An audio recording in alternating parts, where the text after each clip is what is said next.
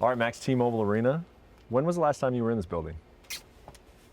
2019. Yep. 2019 was the last time here, and it's great to be back, Feels like home. It's the ninth island, and I can't wait, man. We got fans back, and it's going to be exciting. You remember how this was 2019. Of course. You remember, imagine that by like a million, man. People was waiting to get into this bad boy.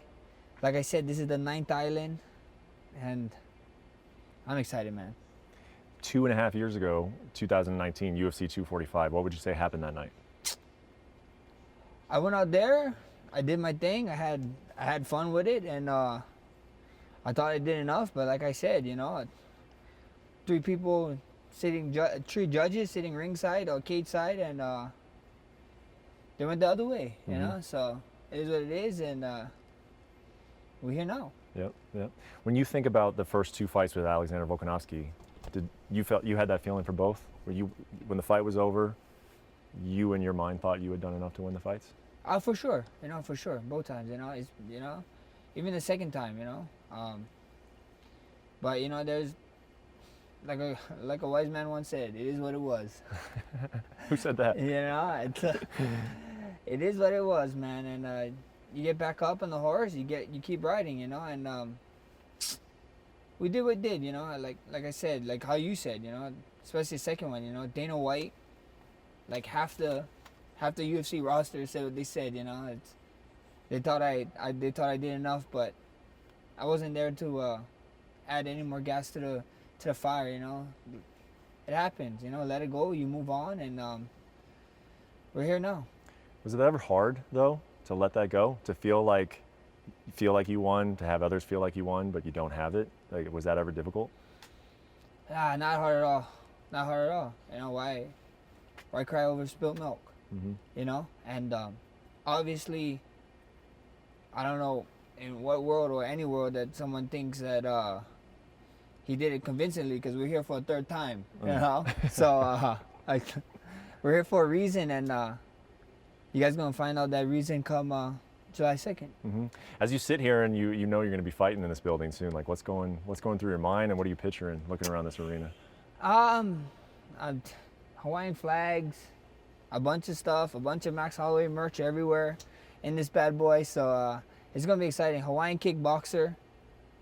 See my beautiful wife, my beautiful son cage side, bunch of friends and family flying over from everywhere around the world. So oh man, it's gonna be amazing. We're gonna have this place rocking. We're gonna have this place rocking. It's after our fight, they're gonna think we're the main event, and people might actually start leaving. That's how crazy it's gonna be. Huge. Can you take us into your mind? Like, you'll be in the back in that tunnel, in the locker room, warming up for a big trilogy championship fight, and then you'll walk out here. You will walk before Alex, and just kind of take us through like when you're standing behind the curtain and when the curtain opens up. Like, can you describe that experience? Shout out to like my anime fans, Dragon Ball Z, and probably go Super Saiyan, or do the old good, put my hands out, try to get everybody's spirit, do a spirit bomb, It's gonna be amazing, man. It's gonna be weaken your knees amazing, and I just can't wait to make that walk, man. Especially in front of fans. Especially this is as close as home I'm gonna get. I want a UFC Hawaii. We should do a UFC Hawaii, but you know how that goes. So we are here now, and I just can't wait, man. I can't put into words. Only a fighter knows the feeling, I guess. Does this feel like a moment that you've been waiting for a long time? When you think about the lack of fans and you think about getting back to a championship fight, does it feel like you've been waiting for this? I mean, not really, It is what it is, I guess the word I'm looking for is I'm blessed. I'm blessed to be in this situation, I don't care if I fight you in front of one fan. I don't care if I fight you in front of a million people, As long as the checks come in, so it's a nice check, it's 0-0, and people consider you to be one of the greatest in the damn sport, then sign me up every single time. Yeah. Your last two fights, Did they feel like title fights? I mean, had those guys won, they would have gone on to championships. Uh-huh. Did those feel like title fights when you were like that week, and then when you were in them? Yeah, belt, no belt, I'm the same dude. They know what you get. The opponents, everybody, even the fans know what they're gonna get when I'm going to go out there and fight. You're gonna get a championship caliber fight, an exciting fight. Like I said, I tell people all the time, if you're trying to get someone into the sport of mixed martial arts, trying to get someone to love UFC, make sure you tune in when I'm fighting. I promise I'm not going to let you down. We're going to make friends, and that's what it is, Even the last two opponents, Brett, you go ask the last two opponents, ask them this question. Yeah. They're going to tell you the answer, They're going to tell you they felt like there's in a championship fight, Both of them did say leading up to the fight, they felt like it was a title fight for them, so... At the end of the day, I let everybody else speak for myself, I don't have to speak too much on it. You do tend to make friends in the octagon. You're very friendly with your opponents afterwards. Are you friends with Alex Volkanovski? Oh, why not? I heard, fighting is my part-time job, and I'm a full-time streamer, So, and I play video games, I heard he plays a little video game, so why not, People are saying I should get him in my lobby in Call of Duty when I play. I play Apex now, though. I don't know if you play Apex, so we see what happens, Why not? It is what it is, bro. Whatever goes into the octagon, I don't bring no personal, nothing into it. It's a fight. It's our job. It's what we do, You want to play some games, and let's play some games. I'll probably smack you up in that, too, so it's a win-win for me. I mean, I hear you when you say, I got 5 championship belts at home. Belts don't mean anything, And I hear you when you say, nothing's personal, I also think that there's no way anybody can look at this fight and not look at it and say, like, this is bigger for Max Holloway, man. Like, whether he feels like it or not, he is 0-2 against this guy. Like, what is the significance of this trilogy fight, and just like from a competitive standpoint, going against Alex Volkanovski for a third time? Man, a lot, man. Let me ask you this question, Brett. Talking about this fight, where is Alex ranked in the pound for pound rankings? Yeah, he could be anywhere from 1, 2, and 3, in my opinion. Where am I ranked in the pound for pound rankings? I think I have you 5. I think in UFC you're like top 10, 6, 7. Exactly. So when in the last decade, did two guys at this caliber in the top pound for pound rankings be able to fight? I don't know. Maybe you know the answer. When is the last time? I think it's got to be John Jones and Daniel Cormier, but that might be the only time that's even happened in the last 10 years. And exactly, these fights don't happen. In the last decade it happened once. You just said it, or a couple times. But it was the same guys. And it's happening again. And this is why all the hardcore fans is going crazy about it, because they know, like, this is something special. This means a lot. And like you said, I got 5 at home. To make this the 6th title fight win, it'd be a cherry on top.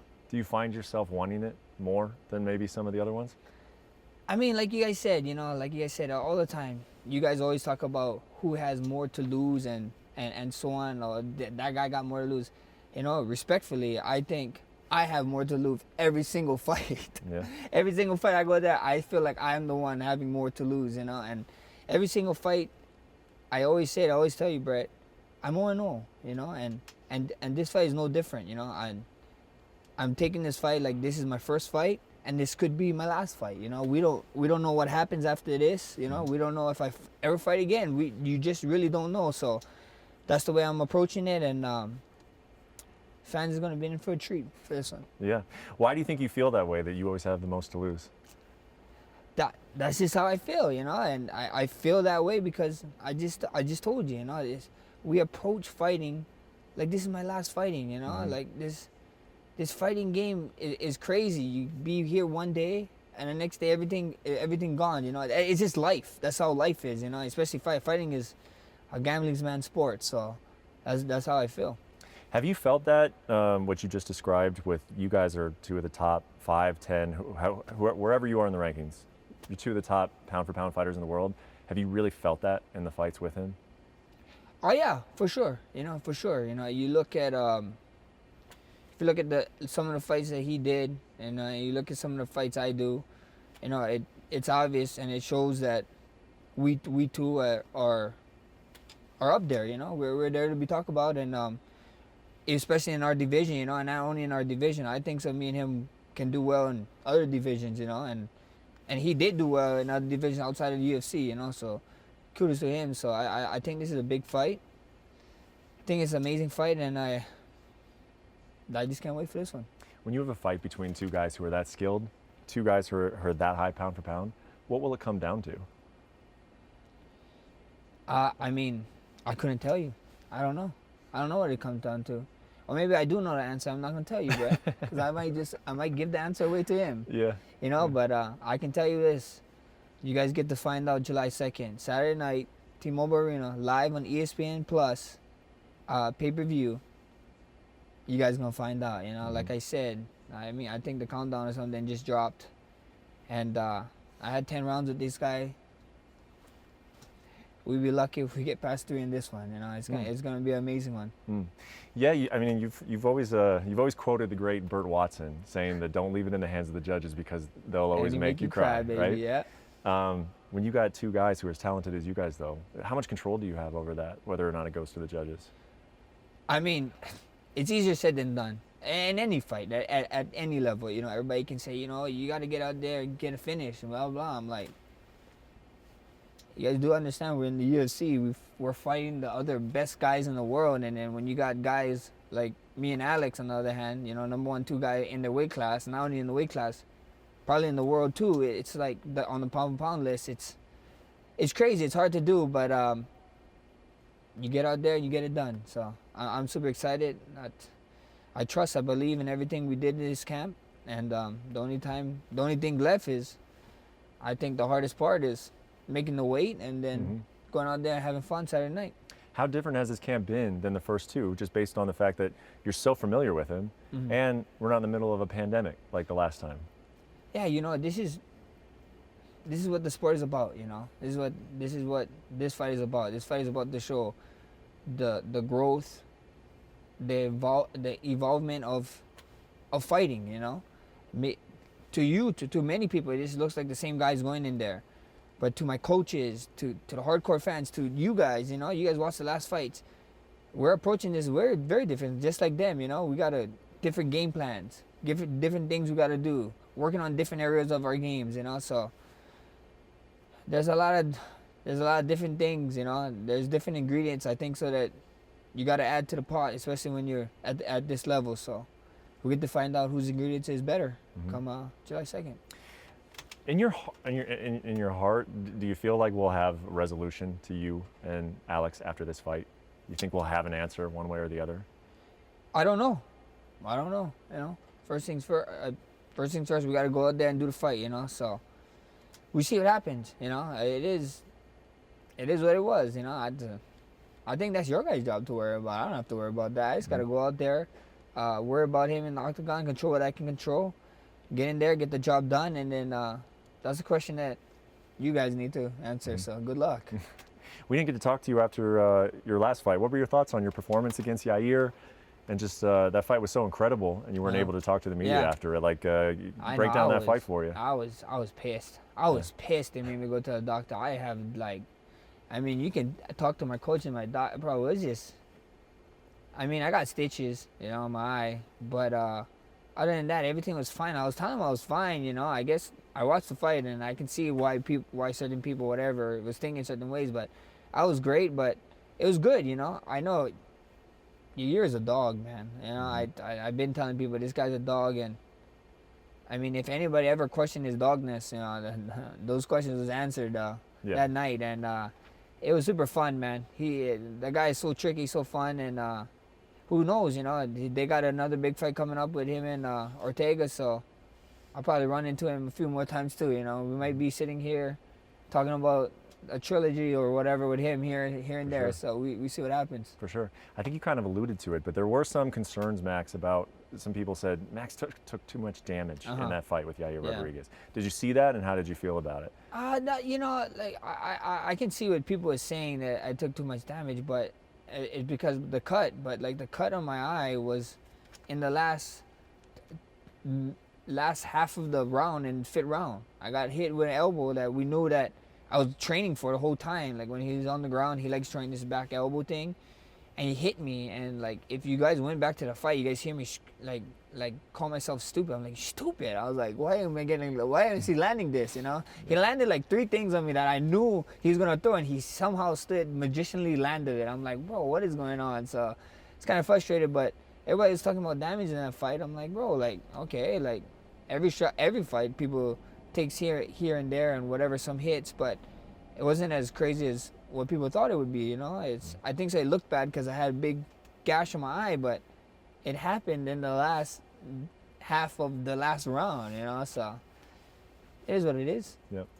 Another thing that happened in your last fight, and sometimes, man, this topic is a little tiresome to talk about, but I'm looking forward to talking to you about it, because when you guys were squaring off before the fight started, Conor McGregor posted a video of him walking back and forth and then staring, coming to the middle and basically staring you down, visualizing himself fighting you. When did you see that, and what was your reaction to it? I was like, whoa, you know, my first reaction is like, wow, Conor's really going in, you know. I don't know. Proper 12 is awesome for him, you know. I guess like, yeah, a couple swigs of that when he was standing in front of it, you know. But, you know, all jokes aside, you know, with that Conor fight, I tell you all the time, you know, we're on a short list with that, you know. But first things first, we got Volk, you know. But we see, you know, Conor, you know, with all this Conor talk and saying whatever, he never even committed to coming back. He never once said that he'd come back.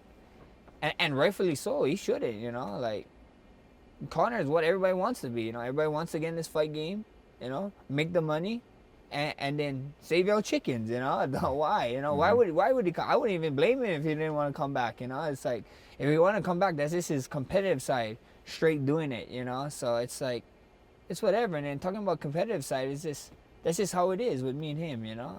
I'll probably be 100 years old, he'd probably be 100 years old, and who knows, you know. He might be playing an old fight at when I'm 100 years old, and he's walking back and forth in front of the camera 100 years from now, you know. So we see what happens, you know. It's all respect to him, you know. He keep doing what he's doing, and you know, we see what happens. Let's say he does decide to come back, like beginning of next year. Do you think that you are the best fight, though, that UFC could put together, just in terms of like all the entertainment, everything of what the fans want out of a fight? Do you think you would be the best option for him?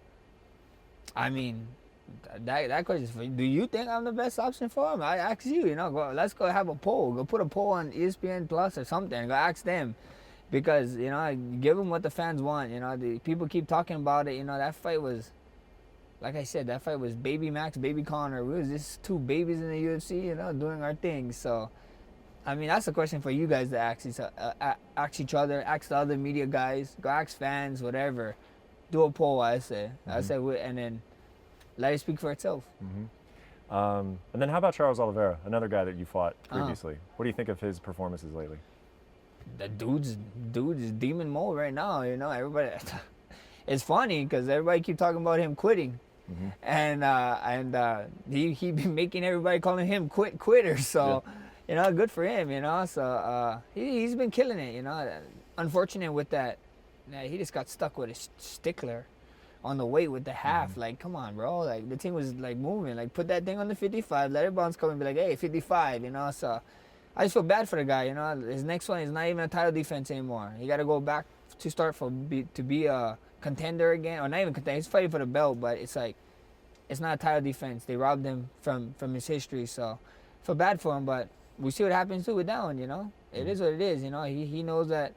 He and I know we had unfinished business since like forever. Yeah. You know, because of the way the first fight went. Yeah. Yeah. So we see what happens, you know. It'd be an honor to share the octagon with him again, and like I said, you know, Alex on the other side talking about it. So if we get it done July 2nd, who knows, you know? Dana White saying stuff like, "Oh, Alex get whatever he wants." So we find out July 2nd what Max wants and gets. Last thing that I have for you, and I don't know, maybe there's no difference for you, man, but when you walk out on Saturday and this fight is getting ready to start, will you feel like a challenger or will you feel like a champion before the fight starts? Oh, man. I felt like a champion when I was 0-1 in the UFC. I felt like a champion when I was 3-3 in the UFC fighting Will Chope for my pink slips. Really?